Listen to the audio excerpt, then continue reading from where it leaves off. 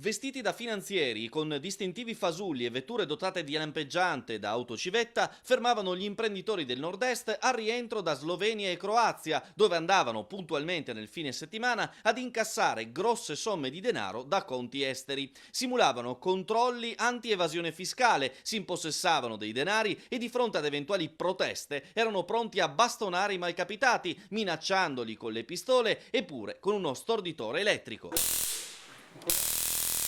Avevano individuato la proverbiale gallina dalle uova d'oro da spennare i tre pregiudicati italiani che stavano seminando il panico lungo l'autostrada A4 da Trieste sino a Brescia e Bergamo. La banda, composta dai bergamaschi Palmiro Bonomelli, 58 anni, Mauro Mazzoleni di 46 e Fuad Ciucrane di 32, era organizzata come un comando. Venivano con più macchine. Una di queste macchine solitamente varcava il confine e andava a monitorare sostanzialmente le banche di oltreconfine in Slovenia piuttosto che in Croazia, individuando un po' i soggetti, diciamo così, con targhe italiane. Al rientro della vettura in Italia entravano in azione con precisione chirurgica, vista l'attrezzatura da 007. Erano anche in possesso di un apparato GPS che abbiamo sequestrato e che posizionavano poi sotto l'autovettura della potenziale vittima in modo tale proprio da monitorarla passo passo. Una volta intascato il bottino si dividevano, l'auto che faceva da staffetta si allontanava mentre il boss con il denaro rientrava a Bergamo in taxi.